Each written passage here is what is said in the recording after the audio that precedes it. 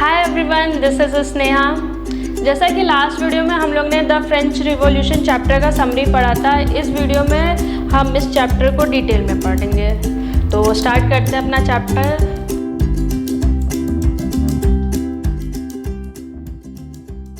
सबसे पहले हम जानेंगे वहाँ के राजा के बारे में। तो सन 1774 में फ्रांस के राजा बने लुइस 16। उस समय उनकी एज 20 ईयर्स थी और वो बर्बन फैमिली से बिलोंग करते थे। उनकी शादी हुई मैरी एंटोनेट से, जो कि ऑस्ट्रियन प्रिंसेस थी। और जब कोई राजा बनता है, उनके पहले के लोग थे, उनके पूर्वज उनके लिए कुछ संपत्ति, कुछ खजाना छोड़ के जाते थे हमेशा अक्सर। लेकिन सेंट लुइस जब राजा बने तो उनकी ट्रेजरी, जो उनकी संपत्ति थी, उनके पास कुछ नहीं था और उनकी ट्रेजरी खाली थी। अब उनकी ट्रेजरी क्यों खाली थी, इसके पीछे भी बहुत सारे रीज़न्स हैं, तो उसको भी जान लेते हैं। सबसे पहला रीज़न था कि मेंटेनेंस। अब आप जिस घर में रहते हैं वहाँ का मेंटेनेंस करवाते हैं। कभी पेंटिंग कराना रहता है, कभी बल्ब वगैरह फ्यूज़ हो जाती है, लाइट फैंस ख़राब हो जाते हैं, तो उसमें चेंज कराते हैं। तो वैसे ही उस समय राजा का पैलेस था, द पैलेस ऑफ वर्साइल। उसमें भी कुछ ना कुछ रिपेयरिंग वगैरह मेंटेनेंस करना रहता था। अब राजा का पैलेस छोटा था नहीं, बड़ा था, तो एक्सपेंस भी ज़्यादा था हम लोगों से। तो पहला रीज़न तो ये हो जाता है उनके एक्सपेंस का। अब हम लोग दूसरे रीज़न की तरफ चलते हैं। वो एक राजा था। अब राजा को सिर्फ अपना घर नहीं चलाना है, उसको और भी चीज़ें देखनी है। यूनिवर्सिटीज़ हैं और ऑफिस हैं और चर्च हैं, लॉयर्स वगैरह, उन सब के को भी चेक करना है। अब आगे बढ़ते हैं। थर्ड और सबसे बड़ा रीज़न होता है लड़ाई, वॉर। फ्रांस की और ब्रिटिश की अक्सर लड़ाइयाँ होती थी, तो उसमें बहुत पैसा खर्चा होता था, बिकॉज़ लड़ाई में जानते ही आप बहुत पैसा खर्चा होना ही होना है। तो ये थर्ड रीज़न था। अब फोर्थ रीज़न था अमेरिका जो था वो भी ब्रिटिश का गुलाम था, तो उनके बीच भी हमेशा लड़ाई होती थी। तो फ्रांस क्या करता था, वो अमेरिका को फाइनेंशियली, इकोनॉमिकली सपोर्ट करता था कि वो क्या करे, वो ब्रिटिश को हराए। तो उसमें अब देखिए, फ्रांस का पहले से ही इकोनॉमिक वीक हो रहा है, वो लड़ाई कर रहा है और रिपेयरिंग वगैरह में इतना खर्चा हो रहा है। अब वो जब अमेरिका को सपोर्ट करता है तो उसके पास बहुत कम पैसे बचते हैं, बहुत कम इनकम रहती है, तो वो लोन लेना स्टार्ट कर देता है। अब उसने ज़मींदार से या किसी से लोन लिया 2 बिलियन लीवर्स का, जो कि वो पूरा का पूरा अमेरिका को दे देता है लड़ाई के लिए, वो ब्रिटेन को हराए। तो यहाँ लीवर्स वर्ड जो मैंने यूज़ किया है वो इंडिकेट करता है करेंसी। जैसे हमारी करेंसी रुपी होती है, वैसे उनकी करेंसी होती है लीवर्स। तो वो 2 बिलियन लीवर्स लेता है लोन। अब उसको इतने खर्चे हैं, उनको ये लोन भी जमा करना है, प्लस अब उसका इंटरेस्ट भी तो देना है। अब उन्होंने लोन लिया, लोन का भी कुछ इंटरेस्ट होता होगा, तो वो इंटरेस्ट भी पे करना है। अब वो इतना अब देखिए, उनके कंट्री से जो इनकम जनरेट हो रहा है उसका बहुत बड़ा अमाउंट तो पहले इंटरेस्ट में चला जा रहा है। लोन का वो पे कैसे कैसे कुछ कर भी रहे हैं। तो अब राजा का टेंशन हो जाता है कि अब हम करें क्या। तो वो सोचता है कि चलो क्यों ना हम टैक्स बढ़ा देते हैं। अब वो टैक्स बढ़ा देता है। अब टैक्स किसका बढ़ाता है, कितना बढ़ाता है, ये अभी हम आगे कंटिन्यू करते हैं। फिलहाल तो इतना जान लीजिए कि वो टैक्स बढ़ा देता है। तो ये रीज़न थे राजा के ट्रेजरी खाली होने की। अब बढ़ते हैं हम लोग आगे और जानेंगे वहाँ की सोसाइटी कैसी थी। अब राजा के बारे में हम लोग जान लिया, वहाँ की ट्रेजरी कैसे खाली हुई ये भी जान गए। अब जानेंगे वहाँ की सोसाइटी कैसी थी। वहाँ की सोसाइटी मेनली 3 पार्ट्स में डिवाइडेड थी। First state, second state, third state. First state में आते थे क्लर्जी कौन होते थे, जो वहाँ के चर्च के पुजारी होते थे, प्रीस्ट होते थे, वो थे क्लर्जी। और फिर सेकेंड स्टेट नोबैलिटी कौन थे, नोबैलिटी थे राजा और उनके परिवार। राजा के परिवार में जो सब भी आते थे वो सब नोबल पर्सन नोबैलिटी में आते थे। अब थर्ड स्टेट फिर से 3 पार्ट्स में डिवाइडेड थे। पहले में आते थे बड़े बिजनेसमैन, मर्चेंट्स, लॉयर, जो ऑफिशियल वर्क करते थे या थोड़े बड़े बिजनेसमैन थे, वो सब आते थे। उसके बाद आते थे फार्मर्स। वैसे सारे फार्मर्स नहीं, सिर्फ वही जिनके पास खुद की ज़मीन हो, जो खुद के ज़मीन में खेती करते थे, सिर्फ वो। और फिर आते थे सबसे गरीब, मतलब फ्रांस के सबसे गरीब स्टेट जिसमें ऐसे किसान, ऐसे लेबर्स, ऐसे सर्वेंट्स आते थे जिनकी खुद की कोई प्रॉपर्टी नहीं थी, वो दूसरों के अंडर वर्क करते थे। ये थी वहाँ की सोसाइटी। समझ में आ गई सबको? अब टैक्स के बारे में जो मैंने कहा था आगे कंटिन्यू करेंगे। अब वहाँ का टैक्स समझ लेते हैं कैसे लेते थे। टैक्स जो था फर्स्ट स्टेट और सेकंड स्टेट नहीं देता था।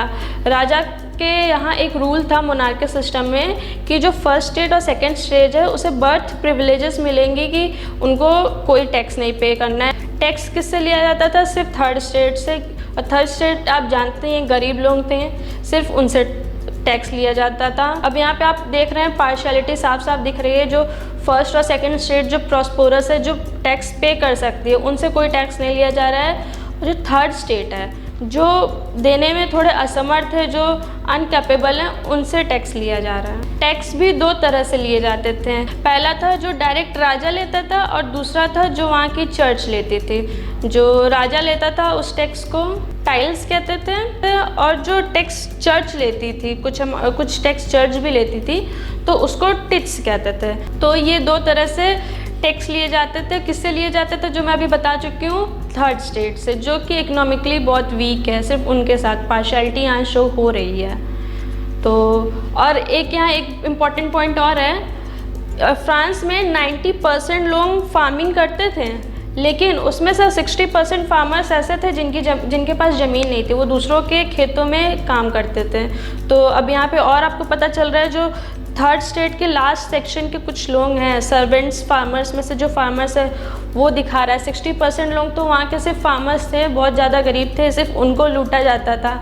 और जो राजा महाराजा थे और जो वहाँ के पुजारी थे जिनकी इकोनॉमिक अच्छी थी, उनसे कोई पैसा नहीं लिया जाता था।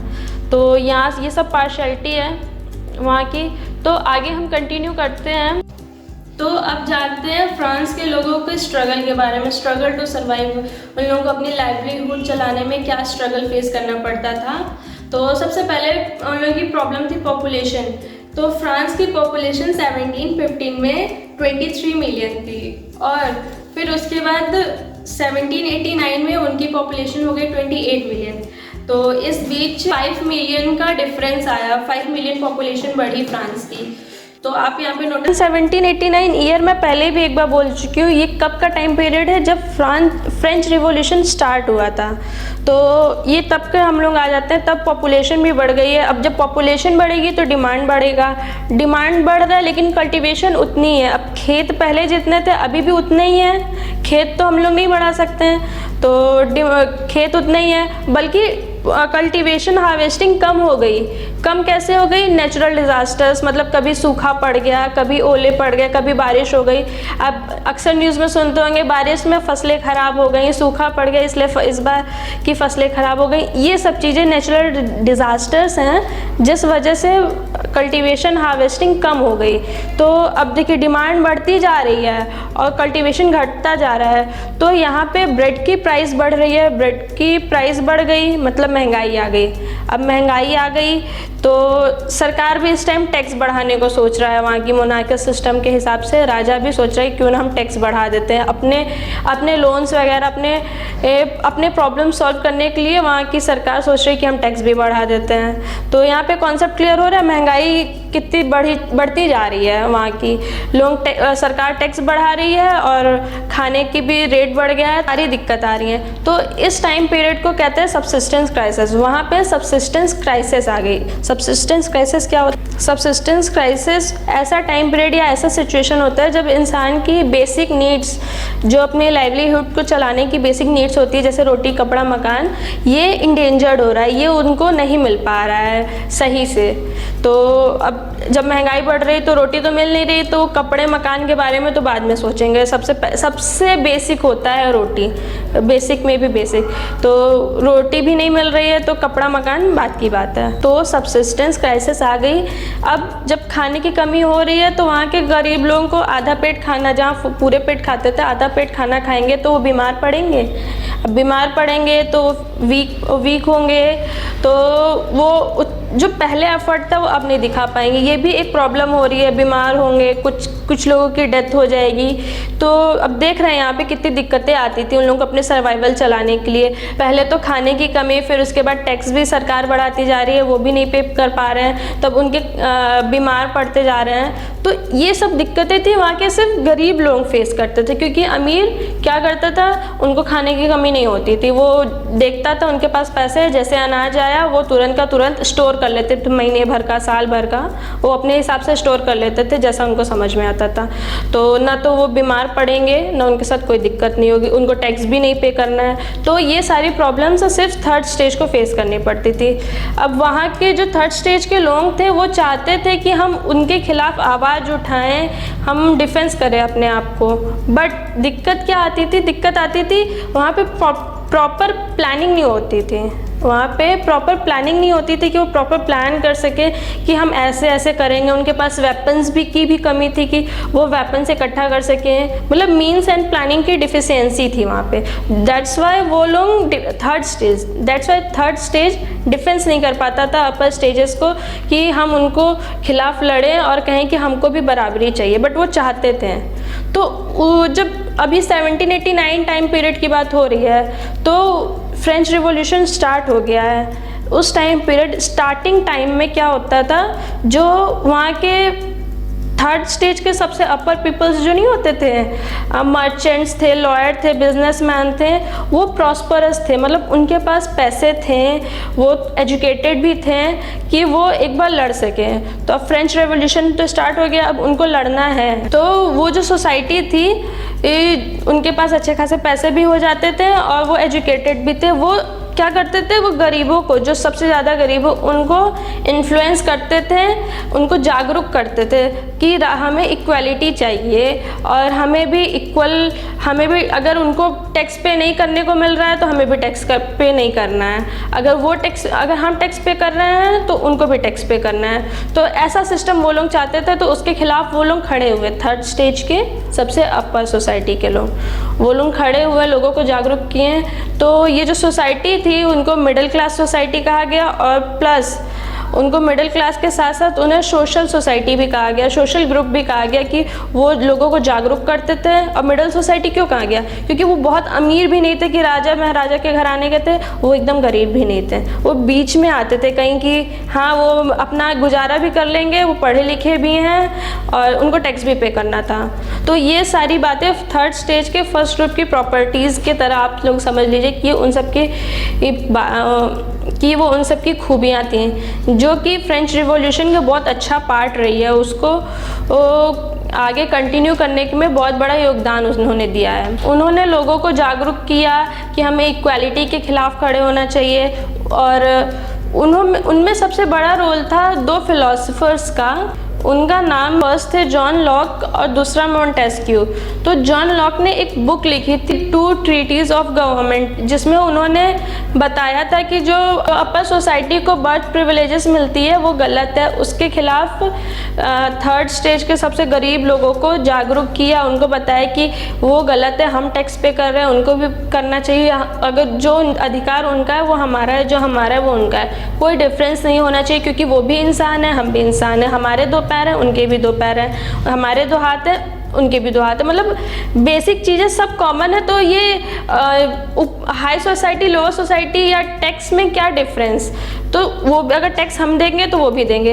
तो ये सब थी कि उन समय के फिलोसफर्स जो लोगों को जागरूक करते थे। दूसरे फिलोसफर थे मॉन्टेस्क्यू, उन्होंने लिखी थी द स्पिरिट ऑफ लॉज। इस बुक में दिया था जो राजा के पास जो पावर्स होती हैं कि राजा नियम बनाएगा, वो एग्जीक्यूट करेगा, वही उसे जज करेगा।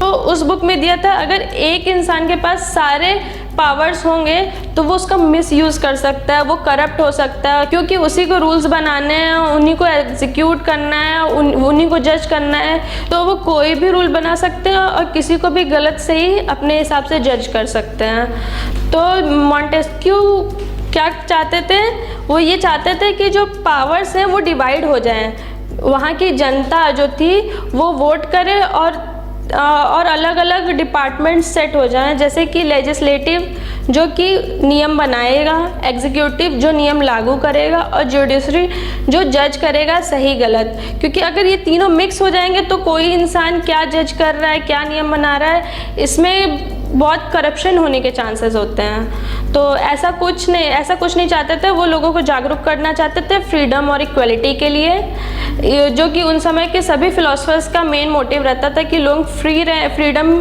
जो कि उन समय सभी फिलोसफर्स का मेन मोटिव रहता था कि उस समय के लोग वो फ्रीडम और इक्वलिटी के लिए खड़े हों। तो ये सब वो फिलोसफर्स के व्यूज़ थे जो वहाँ के थर्ड स्टेज के सबसे लोअर सोसाइटी को जागरूक करते थे। अब ये सब डिस्कशन कहाँ होता था? ये सब डिस्कशन पब्लिक प्लेसेस में होता था, जैसे कि सैलून में लोग बाल कटवाने जाते थे, वहाँ पे डिस्कशन चालू था।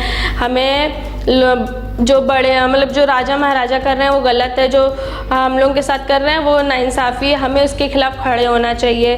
और कई जगह थी, कॉफ़ी शॉप्स, ये सब नॉर्मल बेसिक पब्लिक प्लेसेस थे जहाँ पे लोग इकट्ठा होते थे, जैसे चाय की दुकान वगैरह होती हैं। तो ये छोटे छोटे जगह पब्लिक प्लेसेस में लोग दूसरों को मोटिवेट करते थे। अब न्यूज़पेपर्स वगैरह भी आते थे, उसमें भी बहुत सारे एडवर्टाइजमेंट आते थे कि हमें राजा लोगों के खिलाफ खड़े होना है, वो जो अन्याय कर रहे हैं उनके खिलाफ खड़े होना है। और जो पढ़े लिखे नहीं थे उनके लिए भी तेज तेज बोला जाता था कि जो पढ़े लिखे नहीं है वो भी सुने और जागरूक हों कि हमें इसके खिलाफ खड़ा होना। तो आज हम लोग ने पढ़ा फ्रांस के राजा के बारे में, वहाँ की सोसाइटी कैसी थी, वहाँ के लोगों का स्ट्रगल क्या था, कौन स्ट्रगल करता था, जैसे कि लोअर सोसाइटी के पीपल स्ट्रगल करते थे, और role of philosophers and social groups, वहाँ पे फिलोसफर्स और सोशल ग्रुप्स के क्या रोल थे लोगों को जागरूक करने के लिए।